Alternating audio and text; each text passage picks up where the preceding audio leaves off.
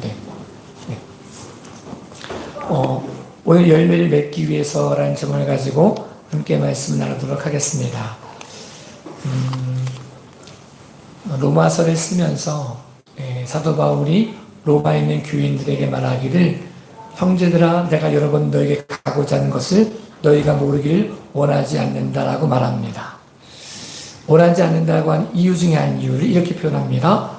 이는 너희 중에서도 다른 이방인 중에서와 같이 열매를 맺게 하려 함이로되 라고 말합니다. 열매를 맺기 위해서 오해가 풀어졌으면 좋겠다, 이 말을 사도 바울이 로마에 있는 교회에 합니다. 이게 이중적인 모습으로 로마에 가는 것이 열매를 맺기 위한 것이라고 표현할 수도 있고, 로마에 가고자 하는 것을 모르기를 원하지 않는다, 이유가 너희가 열매를 맺기 위해서다라고 표현하기도 할 수 있습니다. 우리가 보통 오해하고 살아갈 때가 참 많습니다. 사도 바울이 오해하는 것도 굉장히, 오해받는 것도 어렵지만 오해하는 사람도 굉장히 어렵습니다. 오해하는 사람도 마음이 편하지 않거든요. 오해하다 보니까 굉장히 고통스럽죠. 사도 바울이 오해받는 입장에서 내가 억울하다 이 모습 때문에 말하려고 하는 것이 아니고, 오해받는 사람이 얼마나 힘들까, 오해하고 있는 것이 얼마나 힘들까, 사랑하는 마음을 가지고 간절히 기도하는 마음을 가지고 로마에 있는 교인들에게 표현하기를, 내가 여러 번 너에게 가고자 하는 것을 모르기를 원하지 않는다라고 고백하고 있습니다. 내가 억울하다 이 얘기를 하고 싶은 것이 아니고, 이 마음이 있다, 너희를 향한 마음이 있고 하나님이 너희를 향한 마음이 있다, 이 사실을 알아야 된다고 이야기합니다. 그 모습이 열매를 맺기 위함이다 라고 말합니다.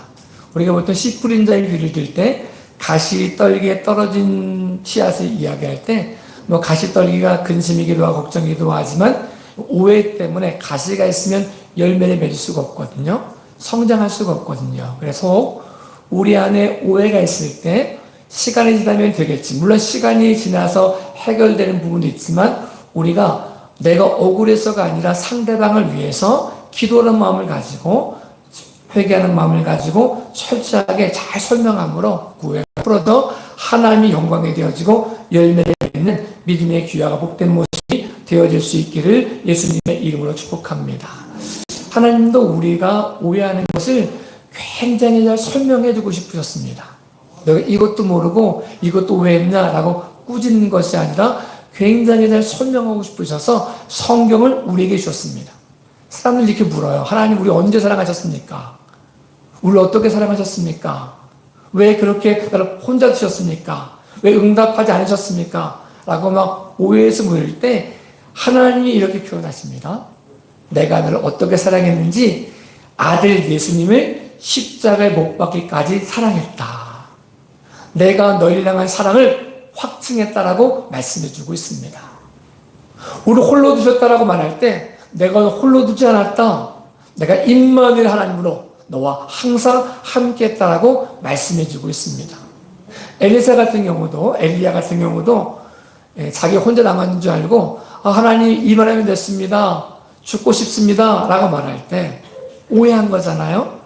엘리야가 오해했을 때 이 미련한 놈아 네가 왜 오해했냐 이렇게 말씀하지 않으시고 그를 먹이시고 쉬게 하시고 그를 하여금 호렙산으로 오게 하시고 그를 잔잔한 음성으로 말씀해 주시고 만나주셔서 내가 너와 함께한다, 내가 너를 통해 역사하고 싶다, 너 혼자 있는 것이 아니고 바알에게 무릎 꿇지 않은 7,000명의 사람이 있다, 내가 너와 함께한다는 사실을 보여주고 오해를 풀어주셨던 것을 우리에게 보여주고 있습니다.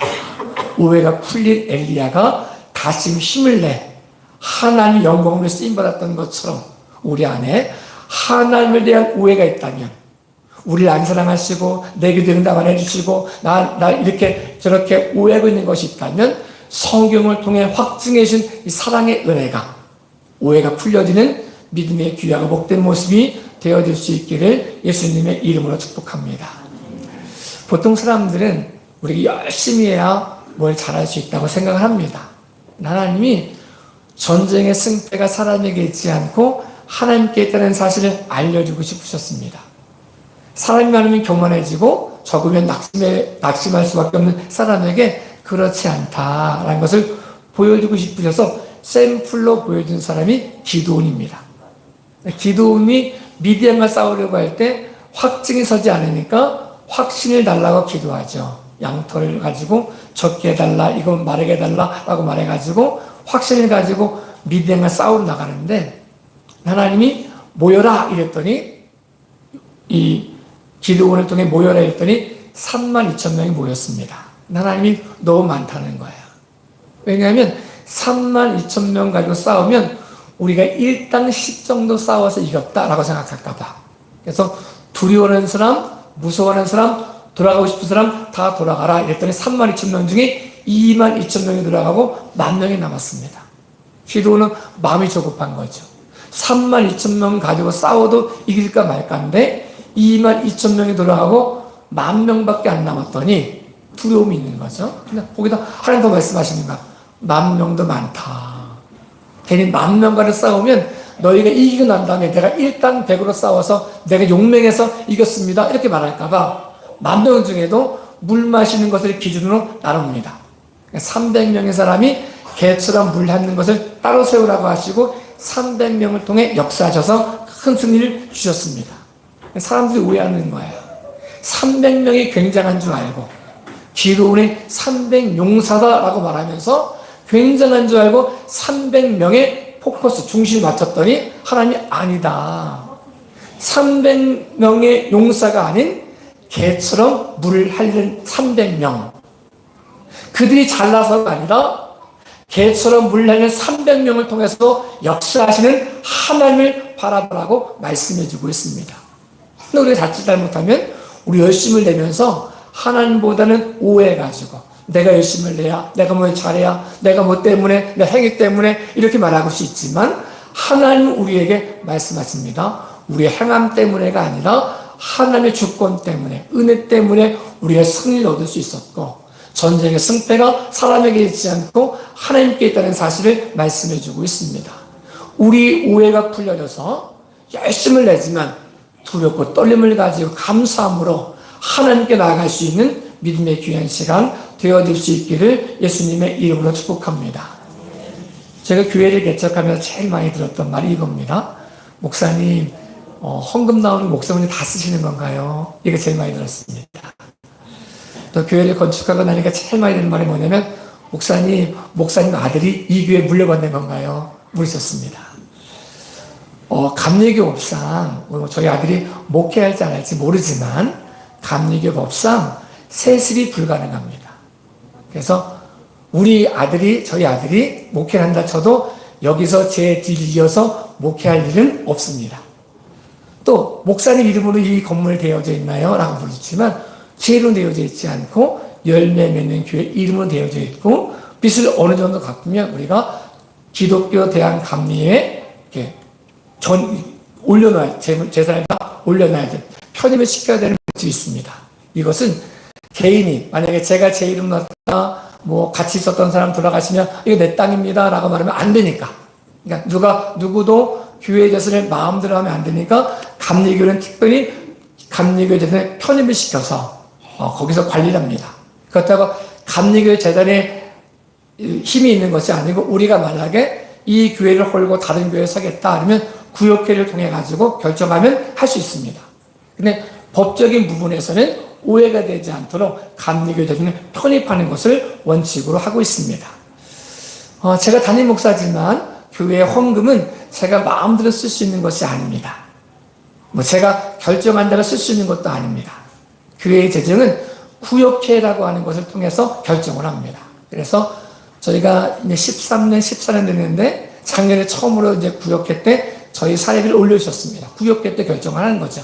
제가 올려달라 이래가지고 올려줄 수 있는 것도 아니고 올려주겠습니다 올려줄 수 있는 게 아니고 구역회를 통과한 것을 지출하게 되어져 있습니다.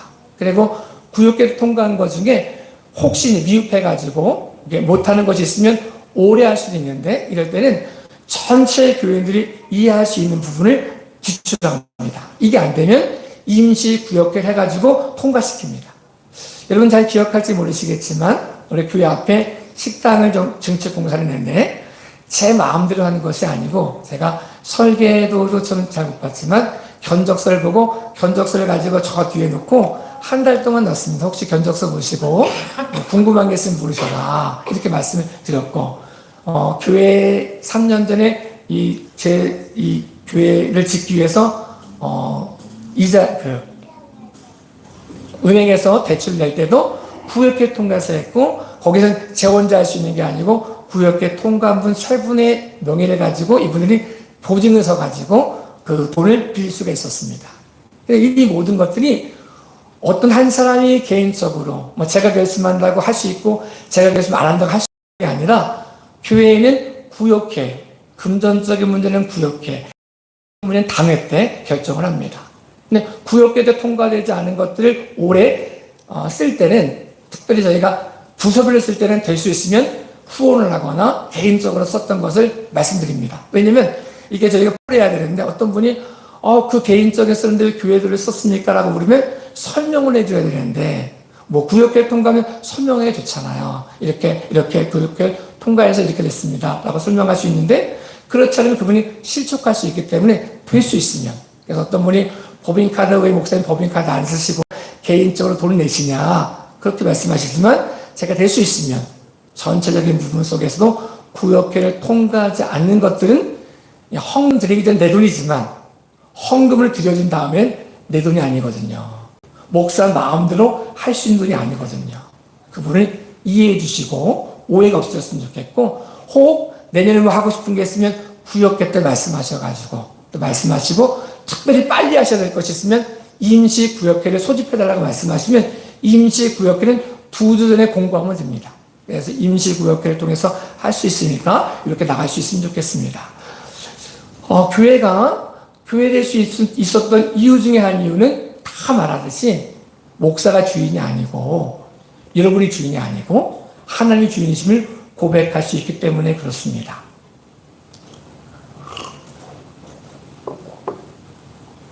하나님이 주인 되실 때는 사실은 내가 저 사람 무시해도 됩니다라고 말할 수 있는 게 아니고 작은 아이일지라도 그 사람이 설명을 해줘도 못 알아들으면 어쩔 수 없지만 오해하면 어쩔 수 없지만 최선을 다해서 설명해 줘야 됩니다.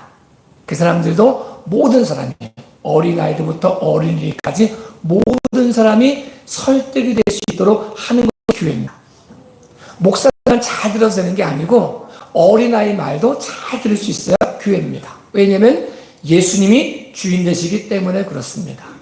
이 말씀을 드린 이유는 사도 바울이 로마에 있는 교인들 속에 내가 여러 번 너에게 가고자 하는 것을 모르길 원하지 않는다라고 말하는 것처럼 오해하지 않고 열매를 맺기 위함처럼 우리 속에 혹 우리 안에 상대방을 향한 오해가 있다면 누군가 자기를 향해 오해하는 것이 있다면 풀어줄 수 있는 믿음의 귀한 시간이 되어 열매를 맺어가는 귀한 시간이 되었으면 좋겠습니다. 이런 표현하죠.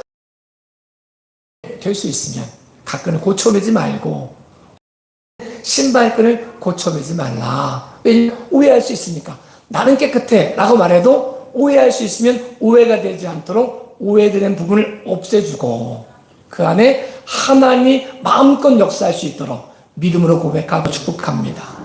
사도 바울은 이 모습 속에 이렇게 표현하고 있습니다.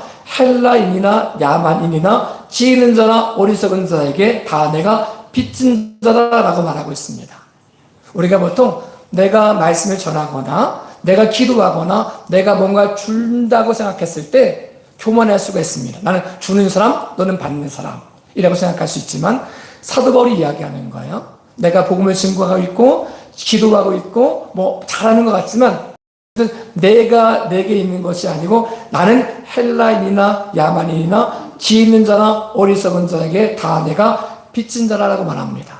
하나님이 나를 먼저 택하지 않으셨으면 저 사람을 먼저 택하셨으면 저 사람이 복음 증거하는 사람이 되었고 내가 복음 증거하지 못하는 사람이 되었을 텐데 내가 복음을 증거할 수 있는 이유는 헬라인에게도 야만인에게도 지혜 있는 자에게도 어리석은 자에게도 내가 복음의 빚진 자임을 고백할 수 있기 때문임을 말씀해 주고 있습니다. 그래서 상대방을 향해 답답해할 필요가 없는 게 우리가 저 사람 왜 이렇게 답답해? 그렇게 태어났으면 그렇게 답답할 수 있거든요. 우리가 지식도 많고 뭐 굉장한 것 같지만 만약에 그 사람이 우리처럼 좋은 부모님 만나고 좋은 선생님 만나고 하나님이 좋은 달란트 주셔가지고 서로 쓰면 우리같이 살았을 텐데 그렇게 살지 못했던 이유는 내가 쟤보다 잘났기 때문에가 아니라 하나님의 주권이 내게 임했기 때문에 하나님의 은혜가 내게 임했기 때문에 그러므로 나는 빚진 자의 마음을 갖는 거죠. 빚진 자의 마음을 가졌더니 복음을 증거하면서도 기도하면서도 헌신하면서도 도와주면서도 교만하지 않고 감수하는 모습이 될 수 있었던 것을 우리에게 보여주고 있습니다. 저희 여러분에게도 복음의 빚진 자의 마음을 가지고 믿음으로 살아가는 저와 여러분의 삶이 되어질 수 있기를 예수님의 이름으로 축복합니다. 저희가 저번 주에 무리를 걷는 것만 기적이 아니라 땅을 걷는 것이 기적입니다라고 설교를 했습니다. 그래서 제가 설교를 굉장히 잘했다고 생각했습니다. 그렇지. 나도 괜찮은 사람인 줄 알았습니다. 근데 제가 보석불 어제 금요일 저녁부터 다리가 조금 아프기 시작을 해가지고 제가 조금 걷기가 좀 불편해졌습니다. 그래서 내려오는데도 제가 오늘 인사 잘 못 드리고 여기 앉아있기도 뒤에 의자도 갖다 놨는데 양해해 주시면 좋겠습니다. 그래서 이 3층 이렇게 내려오면서 금방 막 1분 안에 내려갔다 뛰어가다 저쪽 갔다 이거 갔다 막 할 수 있었는데 오늘은 내려와가지고 차 저쪽에 세우는 걸어오는 것에서 너무 힘든 거야. 근데 저번 주에 내가 그렇게 물 위를 걷는 것만이 기적이 아니라 땅을 걷는 것이 기적이라고 설교를 했는데 제가 말은 그렇게 했는데 삶으로 고백하지 못했던 것 같습니다. 근데 참 이 걷는 게 불편해 보니까 걸을 수 있는 게 기적이고 감사함이고 여호와의 영광이고 걸을 수 있으면 못 걷는 것보다 걷는 것이 더 은혜임을 고백하게 됩니다. 우리의 삶 가운데 힘들고 어려운 일이 생길 때 머리로만 알고 있는 지혜가 아닌 머리로만 알고 있는 지식이 아닌 믿음이 아닌 머리로 알고 있는 것이 가슴으로 고백되어지고 몸과 발로 손과 발로 행함으로 드러날 수 있는 믿음의 귀한 알미 저에게도 여러분에게도 나타날 수 있기를 예수님의 이름으로 축복합니다. 그러면서 이 사도 바울이 이렇게 고백합니다. 그러므로 나는 할 수 있는 대로 로마에 있는 너희에게도 복음 전하길 원하노라 라고 말하고 있습니다. 내가 복음에 빚진 자인데 복음에 빚진 자의 모습으로 로마에 가기 위해서는 그냥 갈 수 없고 주 예수의 몸으로 가야 되는데 그래도 주 예수의 몸으로 가도 내가 복음 전하길 원합니다. 내가 빚진 자의 모습이기 때문에 구원받을 수만 있다면 내가 죄수가 되어도 좋고 내가 죽어도 좋고 내가 오해받아도 좋고 내가 믿음의 길을 걸어가겠다고 고백하고 있습니다. 우리 안에 우리는 때때로 믿음의 사람들만 하나님이 사랑하시고 믿지 않는 사람은 안 사랑한다고 생각할 때가 있습니다. 하나님이 한국은 사랑하시고 일본은 안 사랑하셔서 지진도 나고 바람도 불고 태풍도 분다고 생각합니다. 우리를 안 사랑하는 민족들은 어려움을 겪어가지고 죽었으면 좋겠다고 생각할 때도 있습니다. 그것이 은혜다라고 생각할 때가 있습니다. 하나님은 한국 사람뿐 아니라 일본 사람도 사랑하십니다. 왜냐하면 하나님은 한국 사람만 만든 것이 아니고 일본 사람도 창조하셨기 때문에 그렇습니다. 이스라엘만 창조하신 것이 아니고 이방인도 창조하셨기 때문에 그렇습니다. 그래서 하나님은 모든 사람이 구원받기를 원하신다라고 말씀해주고 있습니다. 로마로 가고자 했던 요소 속의 한 요소는 사도 바울이 이 마음을 갖고 있었기 때문에 그렇습니다. 그런데 이스라엘 사람들이 오해했던 것이 있었습니다. 하나님은 자기 민족만 선택하시고 자기만 사랑하시고 자기 민족만 사랑하시고 이방인들을 지옥의 땔감으로 사용하신다라고 착각했을 때가 있었습니다. 그때 하나님이 요나에게 말씀했습니다. 요나야, 니느웨에 가서 복음을 전해라. 40일이 지나면 이 나라가, 이 성이 멸망하겠다고 말해라. 요나가 싫었습니다. 왜냐하면 니느웨가 아수르의 수도거든요. 아수르는 바벨론에게 망하기 전까지 북방 이스라엘과 남방 유다를 괴롭혔던 민족이거든요.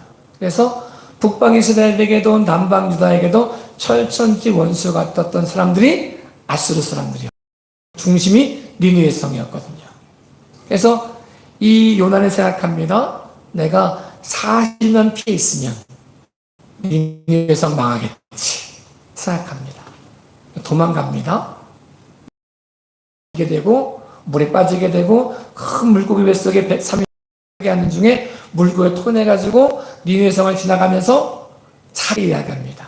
40일 지나면 이 성 멸망한다. 이 말을 들었던 왕부터 저 짐승에까지 죄를 뒤집어 쓰고 회개하기 시작합니다. 이때 요나가 이제 40일 지났으니까 망하겠지 하고 지켜보려고 산꼭대기 올라갑니다. 뜨거운 태양볕 아래 있으니까 더울 때 하나님 박넝쿨을 심으셔서 박넝쿨이 자라게 하시고 박넝쿨 등에 그늘지게 하시니까 이 요나가 좋다 이러고 있을 때 벌레를 보내셔서 이 박넝쿨을 씹게 하셨고 박넝쿨을 시들게 하셨습니다. 그랬더니 요나가 화를 냅니다. 하나님 말씀하시는 거죠. 요나야, 네가 심지도 않고 물 주지도 않고 배양하지도 않은 이 박넝쿨을 그렇게 아꼈더냐. 아수르에는 좌우를 분별하지 못하는 12만 명의 사람들이 있다라고 말씀하시면서 요나서가 끝이 납니다. 하나님이 요나에게 오해를 풀어주고 싶으신 거죠. 요나야, 너만 사랑받아도 되는 게 아니야. 아수르는 망해도 되는 게 아니야. 니느웨 성은 망하는 게 은혜가 아니야. 그 사람도 하나님 백성이고 그 사람도 구원받기를 원하시는 것이 하나님의 뜻임을 말씀해주고 있습니다. 우리가 믿음으로 볼 때 믿지 않는 사람들이 이해되지 않을 때가 있죠. 저런 사람들은 벌 받았으면 좋겠고 저 사람들 안 됐으면 좋겠고 하나님은 우리에게 말씀하십니다. 그 사람도 하나님 백성이다. 먼저 믿은 너희가 그들에게도 복음을 전가하는 것이 나를 하나님의 기쁘시게 하는 요소가 된다라고 말씀해주고 있습니다. 우리 안에 오해가 풀어짐을 통해서 답답한 사람일지라도 끝까지 포기하지 않고 기도할 수 있는 믿음의 귀한 시간 되어질 수 있기를 예수님의 이름으로 축복합니다.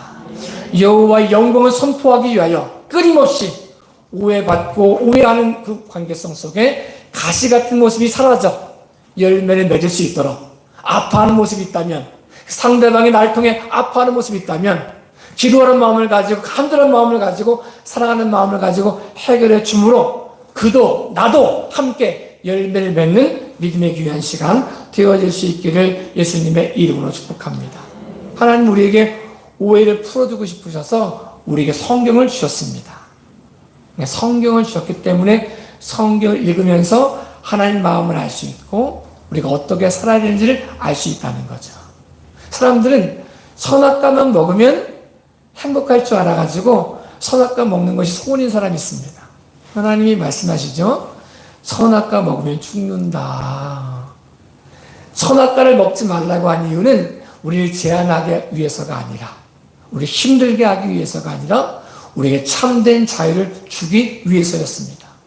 우리에게 예배에 드려라 이 말씀은 우리를 힘들게 하려고 하는 것이 아니라 우리를 자유롭게 하시기 위해서임을 말씀해 주고 있습니다. 예배할 수 있음이, 기도할 수 있음이, 찬양할 수 있음이, 예배할 수 있음이 우리의 기쁨이고 감사함을 고백함으로 가장 좋은 열매 맺어가는 저와 여러분의 삶 되어질 수 있기를 예수님의 이름으로 축복합니다. 하나님 우리에게 말씀하시는 것 속에 그 말씀을 자세히 들어보면 우리의 사랑하시는 말씀입니다. 우리에게 이렇게 말씀하죠. 너희가 기도하지 못할 때도 내가 성령으로 말할 수 없는 탄식을 가지고 기도하고 있다. 너 혼자 두지 않는다. 불시험 중에도 물시험 중에도 내가 너와 항상 함께하고 있다. 내가 너를 고아처럼 버려두지 않는다. 젖먹이는 어머니가 아이를 잊지 못하고 혹 잊는다 할지라도 나는 너를 잊을 수가 없다. 내가 너를 성벽에 내 손바닥에 새겼다라고 말씀해주고 있습니다. 우리 얼마나 사랑하시느냐 표현하기를 자기 아들을 독생자 예수님을 십자가에 못 박기까지 우리를 사랑하신다라고 말씀해주고 있습니다. 혹 우리 마음속에 하나님 나 안 사랑하셔. 나만 안 사랑하셔. 내 기도 안 들어주셔. 나 혼자 내버려 두셔. 나 혼자야. 라고 말할 때 우리의 오해를 풀어주기 위해서 이 땅에 오신 예수님을 통해서 임마누엘 하나님을 경험하는 믿음의 귀하가 복된 모습 되어질 수 있기를 예수님의 이름으로 축복합니다. 우리를 사랑하시고 우리와 함께 하시고 우리를 통해 역사하신 그 하나님이 미문이 우리의 오해까지 풀어주기 위해서 이렇게까지 말씀하고 있는데 우리 마음의 문을 열고 그분의 음성을 듣고 오해를 풀고 혹 우리 때문에 오해하는 사람이 있으면 시간이 가면 해결하겠지 이 모습보다 오해하는 사람이 얼마나 힘들어할까를 고민하며 간절히 기도함으로 하나님의 그 관계를 통해 오해를 푸시고 열매를 맺게 하시는 은혜의 통로 되어질 수 있기를 예수님의 이름으로 축복합니다. 기도하겠습니다. 전능하신 아버지 하나님,